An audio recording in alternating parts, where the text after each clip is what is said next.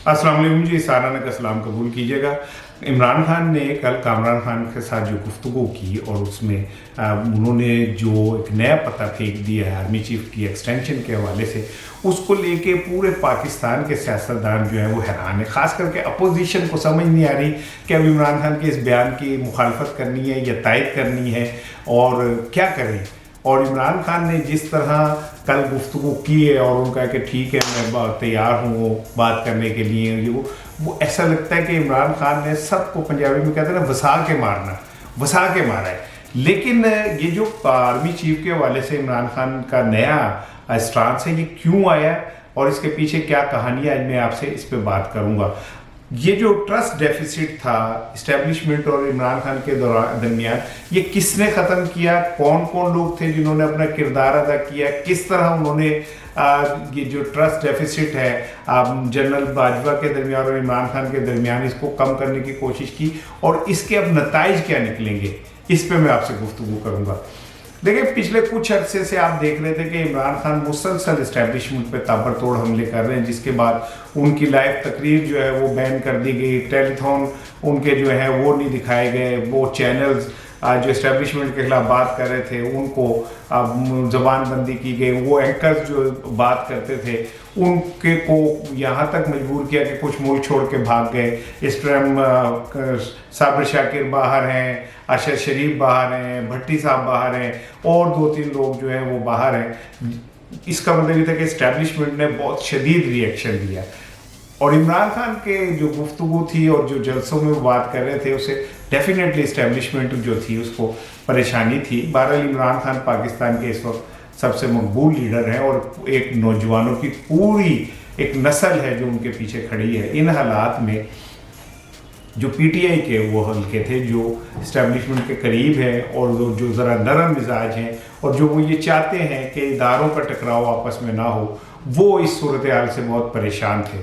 ताहम फिर पीटीआई के कुछ लीडरशिप ने और कुछ पाकिस्तान के सहाफ़ियों ने इस हवाले से काम किया कि ये जो सूरत हाल है इसे थोड़ा सा नरम किया जाए। इमरान खान की और जनरल बाजवा के दरमियान जो ट्रस्ट डेफिसिट है उसे कम करने और इस्टेब्लिशमेंट और इमरान खान के दरमियान फासले कम करने के अंदर 4 लोगों ने बहुत अहम किरदार अदा किया।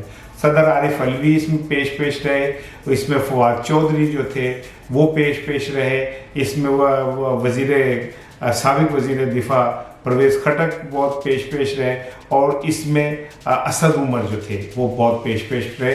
इन 4 लोगों ने मिल के जो मुसलसल मुलाकातें की, मुसलसल मुख्तदर हलकों के अंदर जाके उन्होंने जो इमरान खान और इदारों के दरमियान बढ़ता हुआ गैप था ना सिर्फ उसे रोका बल्कि उसको कम किया और इमरान खान को भी इस तरफ मजबूर किया कि आप तोपों का रुख जो है वो नवाज शरीफ की तरफ, शहबाज शरीफ की तरफ मोड़ ले।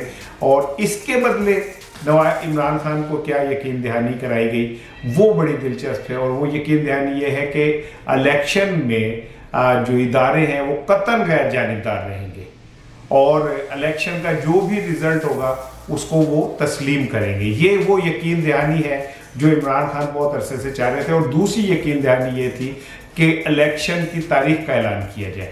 इमरान खान उस तारीख के ऐलान के बगैर किसी बात पे गुफ्तगू करने को तैयार नहीं थे।